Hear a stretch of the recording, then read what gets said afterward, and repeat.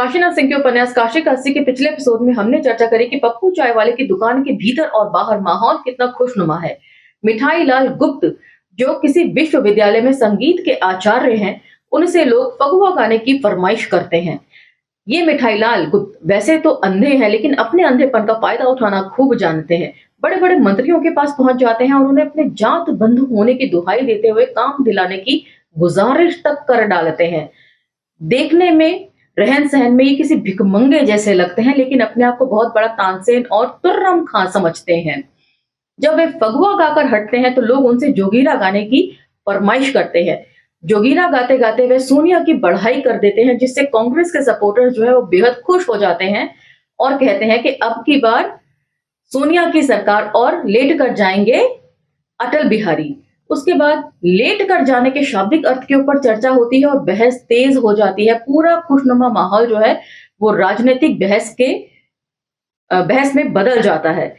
भाजपा और कांग्रेस के कार्यकर्ता आपस में आमने सामने हो जाते हैं बहस और मुद्दों को लेकर।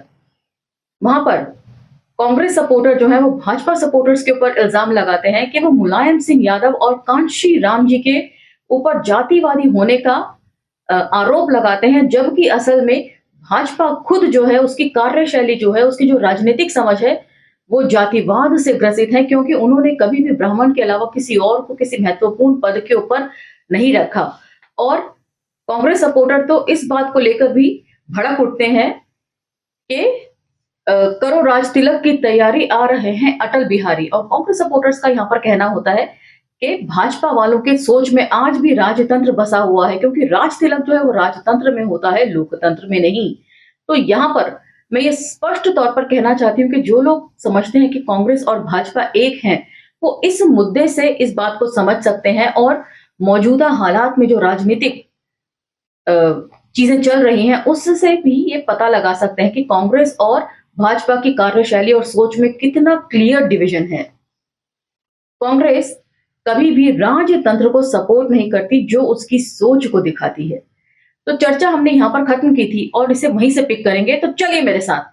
जय भीम, मैं शालिनी और आप देख रहे हैं अंबेडकर नामा। इसी समय चेहरे पर खिलान लिए प्रवेश किया कांग्रेसी नेता देवव्रत मजूमदार ने। मजूमदार का दूसरा नाम दुर्भाग्य है, या कहिए दुर्भाग्य का पहला नाम मजूमदार है। मजूमदार नेता निर्माण विश्वविद्यालय के आजीवन कुलपति, पूर्वांचल के सभी छात्र नेताओं के निर्विरोध दादा, लोहियावादी थे। लोहिया के स्वर्गीय होने के बाद लोकदल में चले गए, बहुगुणा के आकर्षण में बहुगुणा चले गए, दादा रह गए। फिर दादा गए कांग्रेस में, राजीव के ग्लैमर में। राजीव बेचारे भी चले गए पर दादा रह गए। जनता का कहना है कि इसी तरह एक दिन कांग्रेस भी चली जाएगी, लेकिन दादा रह जाएंगे। जहां गई ढाणो रानी वहीं पड़े पाथर पानी। दुर्भाग्य आगे आगे, दादा पीछे पीछे। कोई गिनती नहीं कि उनके चेले कहां से कहां गए। कोई विधानसभा में, कोई संसद में, जाने कितने कैबिनेट में है, और उससे ज्यादा राष्ट्रीय स्तर पर कहीं पार्टी महासचिव, कहीं पार्टी अध्यक्ष। लेकिन दादा 30 साल से लगातार चलते रहने के बावजूद जहां थे वहीं हैं।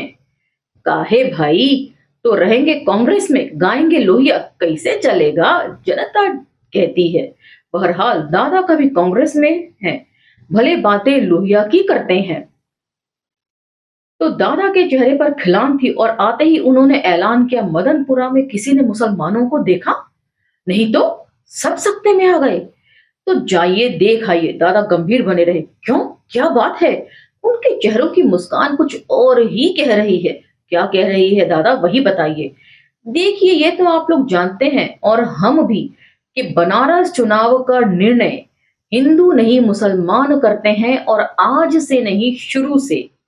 चाहे संपूर्णानंद रहे हों, चाहे रुस्तम सैटिन, चाहे सत्यानंद सिंह, चाहे राजकिशोर, उनकी संख्या 2,15,000 है और वे सारे वोट एक ही बक्से में जाते हैं।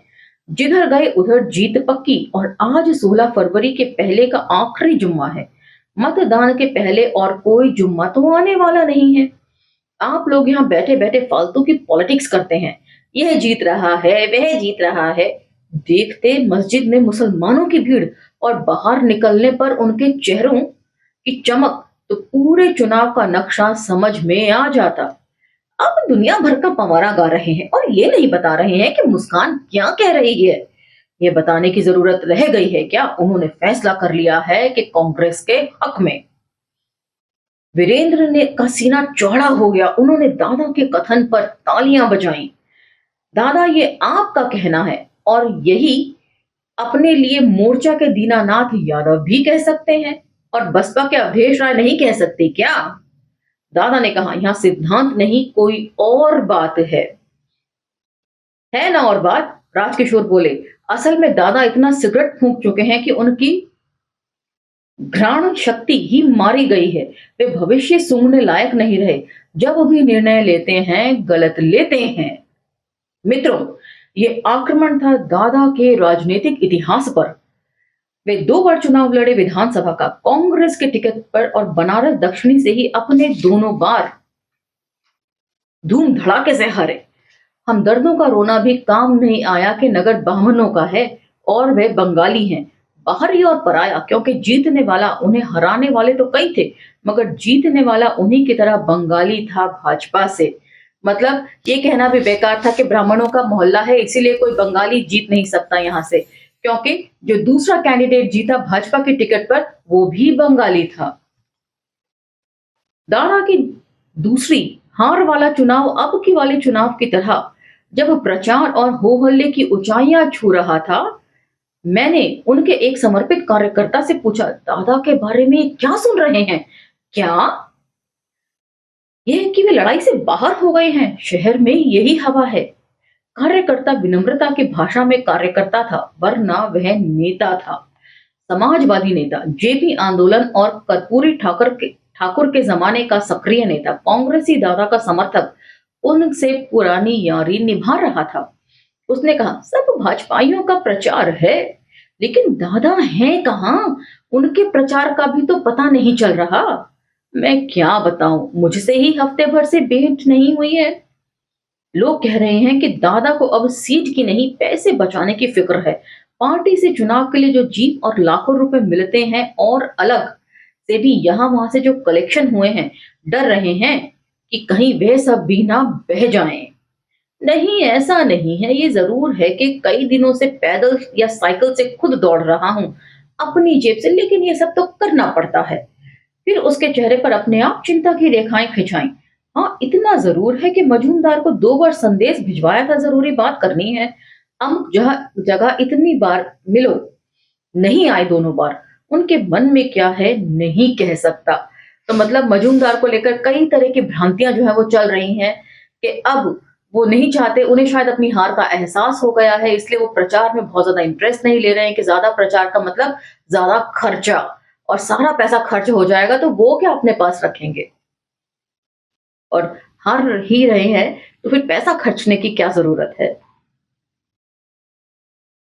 दादा जब मुस्कान का राष्ट्रीय संदर्भ समझाने लगे तब डॉक्टर देवव्रत चौबे बोले, दादा, इस मुस्कान के रहस्य को खोजते हुए 50 साल हो गए और अब तक कोई पार्टी नहीं खोज पाई। क्या कारण है? इसीलिए कि 50 साल से आप हिंदू कार्ड भिड़ाए हुए हैं। सेक्युलर का मतलब क्या है भाई? मुस्लिम वोट बैंक के सिवा भी कोई उसका अर्थ है? राधे श्याम ने पूछा। और हमने पिछले एपिसोड में भी पढ़ा था कि जब लेखक जो हैं वो पूछते हैं नईम से कि इस बार जो है चुनाव सेक्युलरिज्म पर लड़ा जा रहा है, तो कहते हैं कि इसका मतलब मुसलमानों के ऊपर लड़ा जा रहा है। सेक्युलरिज्म का मतलब मुसलमान वोट। राजकिशोर ने बीच में ही टोक दिया, यह दादा से नहीं माई, विद इन ब्रैकेट मुसलमान plus Yadav is equal to Lalu. बीच में हम बहुत ज्यादा चुनाव प्रचार में सुनते थे कि बिहार में MY फैक्टर बहुत कारगर है, मतलब मुस्लिम और यादव फैक्टर। और बाबू within bracket Jyoti Basu plus Indrajit Gupta is equal to communist. से पूछिए, यहां बातें कीजिए सिर्फ मुस्कान पर, जिसने मोनालिसा की मुस्कान को भी फेल कर दिया है। जिस मुस्कान पर दादा फिदा है उसी मुस्कान ने इन्हें मारा है, 1 बार नहीं 2 बार, जमानत तक जब्त कराई है। इसलिए मुस्कान पर इनकी समझ का कोई भरोसा नहीं है। दादा जन समुदाय को शांत रहने का इशारा करते हुए अब तक चुप बैठे डॉक्टर गया सिंह चिल्लाए। भंग उन पर अपना रंग जमा चुकी थी और वे प्रसन्न थे। दादा, यही आस अंटक्यो रहे अली गुलाब के मूल, आई है बहुरी बसंत ऋतु इन डारिन वे फूल। ये क्या है रूपक अलंकार अन्योक्ति। दादा इसी उम्मीद पर गुलाब की जड़ से चिपके हुए हैं कि आज नहीं तो कल कभी ना कभी बसंत ऋतु आएगी और इस नंगी सूखी बेजान टहनियों में लाल लाल फूल खिलेंगे। दादा, आप जिन्हें डालें समझ रहे हैं सूख कर चैला हो गई हैं। अब उन पर रोटी सेंकिए, फूल की आशा छोड़ दीजिए। डॉक्टर गया सिंह, जिस दिन आपसे सलाह लेने की नौबत आएगी उस दिन पॉलिटिक्स से संन्यास ले लूंगा। दादा किड़बिड़ा कर बोले। संगीत मार्तंड सूरदास सहसा बेसब्र हो उठे और मुंह से नगाड़ा बजाते हुए नौटंकी का बोल सुनाया। इस नाज़नीन ने कर दिया तन पे मेरे पेशाब, सारे बदन का कपड़ा यूं हो गया खराब। खराब बोल के खत्म होते न होते किसी ने मेज पर इतनी जोर का ठेका दिया कि शीशे का गिलास लुढ़क गया और पानी की धारा दादा के कुर्ते पजामे पर गिरने लगी। हल्ला मचा, देखिए देखिए नाज़नीन ने कर दिया पेशाब। कपड़ा झाड़ते हुए दादा उठे और भुनभुनाते हुए बाहर चले गए। इधर दादा दड़बे से निकले ही थे कि बाहर से कविवर सरोज यादव और कौशिक जी ने अंदर प्रवेश किया। उनींदी आंखों और मदमाती टांगों और कलाइयों में लिपटी बेलें की मालाओं के साथ जैसे किसी काव्य गोष्ठी से नहीं कोठे से आ रहे हों। तो काव्य गोष्ठी का क्या रहस्य है ये आगे दिया हुआ है। सरोज पेशे से वकील है लेकिन शौक से कवि हैं। वे वर्ष में एक बार अपनी छत पर काव्य गोष्ठी करते हैं, चैत की पूर्णिमा को। चैत चांदनी गीत गुलाब नाम से, भंग ठंडाई गुलाब गंध और अंजुरिया से सराबोर गीत गोष्ठी। बताया था सरोज ने 3-4 दिन पहले ही प्रसाद की स्मृति में शुरू की थी ये गोष्ठी। छत पर जहां से रात की चांदनी में झलमल चमकती गंगा नजर आती रहती है। गोष्ठी की कुछ शर्तें भी थीं। कवि के साथ श्रोता को भी भांग लेनी होगी ठंडाई के साथ। जब तक गोष्ठी चलेगी गुलाब के फूलों की माला सबको पहनना अनिवार्य हो रहा है। कविताएं नहीं पढ़ी जाएंगी, कविताएं गाना होगा, गाकर सुनाना अनिवार्य है।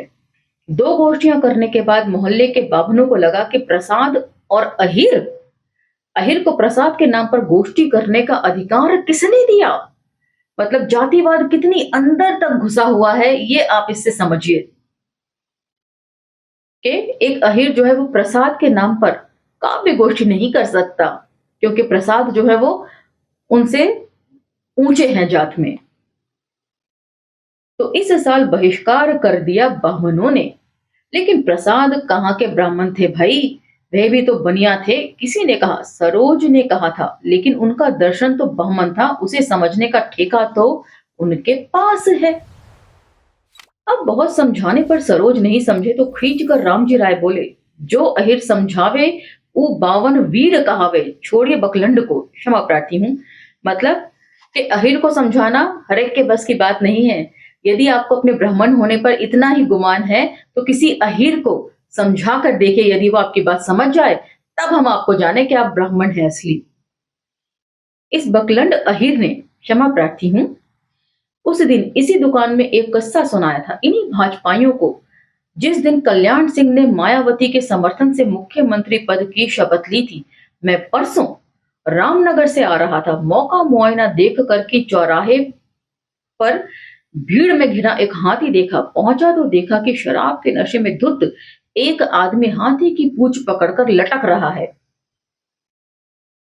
और चिल्ला रहा है, देखो देखो मैंने सूंड पकड़ ली, अब हाथी मेरे बस में है। वह बेहद खुश था। इसी बीच हाथी पादा पौ और वह आदमी धड़ाम से नीचे आ गिरा। तो ये कहीं ना कहीं बसपा की एक मजबूत स्थिति भी दिखा रहा है। उस समय में 1998 का जिक्र हो रहा है। ये लोगों ने दौड़कर उसे उठाया और देखा तो उसने अपना नाम कल्याण बताया। तो जिस समय कवि बैठने की जगह की खोज में लगे थे उसी समय दड़वा एक गंभीर समस्या से तपना शुरू हुआ।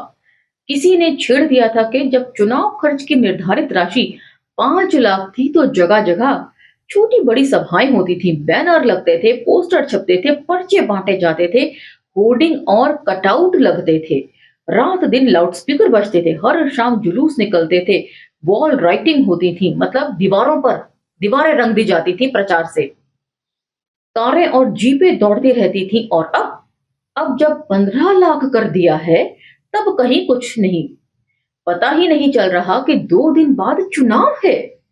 क्यों? हम बताएं क्यों? भीड़ में से गर्दन घुसेड़ कर सरोज बोले, इसलिए कि प्रचार की जरूरत ही नहीं है। रत्नाकर पांडे को बाघरों के बीच जाने की जरूरत है? अवधेश राय भूमिहार के बीच क्यों जाएंगे? वे ये मानकर चल रहे हैं कि ये उन्हीं के वोट हैं, आए न आए झक मारकर देंगे, और जहां जाएंगे ये मानकर जाएंगे कि जाना ना जाना बराबर है। यादव बामन को क्यों देगा, या बामन यादव को क्यों देगा? तो क्या कह रहा था मैं? तो काफी पते की बात है ये, कि सिर्फ अपनी जात के नेता को हम वोट दे देते हैं, जो खड़ा हुआ है बस हमने उसको दे देना है, वो आपके मुद्दों को लेकर कितने गंभीर हैं ये कोई सोच विचार नहीं करता। यही यहां पर बताया जा रहा है। सरोज भूल गए और उनका हाथ उसका लाभ उठाया मिश्रा जी ने। चूतिया नहीं तो क्षमा प्रार्थी हूं। वही घिसी पिटी बातें, जा रहे हैं 21वीं सदी में, और सिर पर वही बम पुलिस। हाँ हाँ, याद आया, ऊंची आवाज में फिर से बोले सरोज। समस्या राजा राम यादव की है, राम जी की भी हो सकती है। जब राजा राम यादव पुराने कांग्रेसी, घर पर कांग्रेस का झंडा टांग रखा है, बिल्ला भी है, 30 साल से चुनाव में एजेंट भी होते रहे हैं कांग्रेस के, पार्टी से खड़े हैं रत्नाकर पांडे, तो समस्या आज की राजनीति ने यह खड़ी कर दी है कि वे मोर्चा उम्मीदवार दीनानाथ यादव के साथ जाएं या पांडे के साथ। पांडे को खुद राजा राम पर विश्वास ना होगा। बक चुके ना, तो अब मेरी सुनो। मिश्रा जी ने कहना शुरू किया। एक दिन त्रिदेव शास्त्री के यहाँ ब्राह्मण सभा हुई। निर्णय हुआ कि अब की वोट वाजपेयी को दिया जाए, भले कनौजिया हो, मगर है तो ब्राह्मण ही। सभा की भनक लग गई रत्नाकर पांडे को। पहुंचे और रोना धोना मचाया कि एक विधवा ब्राह्मणी देश भर घूम घूम कर रो रही है, वोट के लिए आंचल पसार रही है, भीख मांग रही है। नेहरू जी, इंदिरा जी, राजीव जी, इनको जब भी हवन पूजन यज्ञ कराना होता था, श्राद्ध कर्म की जरूरत पड़ती थी, काशी से ही ब्राह्मण बुलाया जाता था। आप ही लोग जाते थे, ये मुझे कहने की जरूरत नहीं है। आप ही के आशीर्वाद से उन्होंने इतने साल राज किया, और आज मुंह फेर रहे हैं आप। याद कीजिए वह दिन जब सत्ताच्युत होने पर इंदिरा जी बाबा के दर्शन करने और आशीर्वाद लेने आई थी। आज नमक हलाली का मौका आया है, तो आप ब्राह्मण सभा कर रहे हो। भूल गए वह दिन जब राजीव के राज तिलक के लिए यहां से गंगा जल गया था, और साहब ब्राह्मण सभा 2 फाड़ हो गई। 24 कैरेट के ब्राह्मण थे, वे रत्नाकर के साथ हो गए, और जो 14 कैरेट के ब्राह्मण थे वे वाजपेयी के साथ। क्यों? क्योंकि वाजपेयी प्याज लहसुन खाता है, अंडा खाता है, दारू पीता है। वह कब का ब्राह्मण, मतलब ब्राह्मणों में खोट किस तरीके से हो रही है उसके ऊपर चर्चा है। बस बस, अब बस करो और मेरी सुनो। महाकवि कौशिक को चेतना आई और वे दोनों हाथ उठाकर चिल्लाए, ब्राह्मण समाज पर भारी ग्रह आया है। काशी रमवा तो पीछे ही पड़ा है, ललुआ और मुलायमा भी घास नहीं डाल रहे हैं। बड़ी बुरी ग्रह दशा चल रही है बंधुओं, इसे मैं देख रहा हूं, लेकिन जिन्हें देखना चाहिए वही नहीं देख रहे हैं। तुमने विधवा ब्राह्मणी की बात की, मैं 80 साल के कंवारे ब्राह्मण की बात कर रहा हूं। पगलाया हुआ है, बौड़ियाया हुआ है, पूरे देश में चिल्लाता हुआ नाच रहा है, प्रधानमंत्री बनाओ, प्रधानमंत्री बनाओ। तो ये अटल बिहारी वाजपेयी जी के बारे में जिक्र चल रहा है। ये भजपैया भोसड़ी के, ये क्षमा प्रार्थी हूं, बहुत गालियां हैं इसमें, उसे नचा नचा कर मार डालेंगे, चूतिया बना रहे हैं उसे। क्षमा प्रार्थी हूं। पहले राष्ट्र धर्म के नाम पर शादी नहीं करने दी, अब प्रधानमंत्री बना रहे हैं उसे। पहले चाहते हैं कि इसी तरह ड्रांग ड्रांग चिल्लाता हुआ मर जाए तो छुट्टी मिले। तो ये बात तो है। अटल बिहारी वाजपेयी जी के अस्थियों के साथ जिस तरह का ड्रामा हुआ, उसको आप यहां से कनेक्ट कर सकते हैं। कौन समझाए उसे कि दुनिया की राजनीति ही मत देखो, इन सब की तिकड़म भी समझो, ये तुम्हें बर्दाश्त नहीं कर पा रहे हैं, हटाना चाहते हैं रास्ते से। लेकिन कौशिक जी एक बात बताइए, वीरेंद्र ने टोका, क्या सत्यनारायण की कथा सुनने के लिए पति का पत्नी के साथ बैठना जरूरी है? विधान तो यही कहता है, अगर पत्नी ना हो तो ऐसा आदमी कथा नहीं सुन सकता। खिल गए वीरेंद्र, सुन लिया भाई, जो आदमी सत्यनारायण की कथा नहीं सुन सकता वे देश का प्रधानमंत्री कैसे हो सकता है? कैसे हो सकता है कि तो छोड़िए, वे हुए प्रधानमंत्री भी हुए और उनके बाद मोदी जी भी तीसरा टर्म प्रधानमंत्री के तौर पर अपना पूरा करने के राह पर है। लाजवाब तर्क, हर हर महादेव दड़बा ठहाकों के साथ इस गगनभेदी नारे से गूंज गया। अब इस सेंटेंस के आगे हर शब्द के पीछे एक गाली है, तो मैं पहले ही क्षमा प्रार्थी हूं। मित्रों, ये नारा नहीं, उल्लास का सहज उच्छ्वास है, वैसे ही जैसे भोसड़ी के, छिनारों के, बुजरों के जैसी गालियां। जिस अंदाज, जिस ताल और सुर, जिस उतार चढ़ाव और जिस प्यार के साथ ये गालियां और ये नारा अपने आप 80 वासी के कंठ से फूटता है, वह किसी और नगर को मयस्सर नहीं। सुनिए और बली बली जाए। तो आज का एपिसोड हम यहीं खत्म करते हैं। बहुत सारी राजनीति 1998 की यहाँ पर डिस्कस की गई है, किस तरीके से कांग्रेस कार्यकर्ता के तर्क हैं और किस तरीके से भाजपाइयों के तर्क हैं, अटल जी को लेकर खुद ब्राह्मण समाज क्या सोचता है, उसके बारे में भी यहाँ भरपूर चर्चा की गई है। आज का एपिसोड आपको कैसा लगा मुझे कमेंट सेक्शन में लिख दीजिएगा। पसंद आए तो लाइक शेयर सब्सक्राइब भी जरूर कीजिएगा। अंबेडकर नामा को दूसरे सोशल मीडिया प्लेटफॉर्म्स पर फॉलो करना न भूलें। कोई एपिसोड मिस हो तो प्लेलिस्ट में जाकर जरूर चेक करें। इसी के साथ अब मुझे आज्ञा दीजिए, मिलते हैं अगले एपिसोड में। जय भीम, धन्यवाद।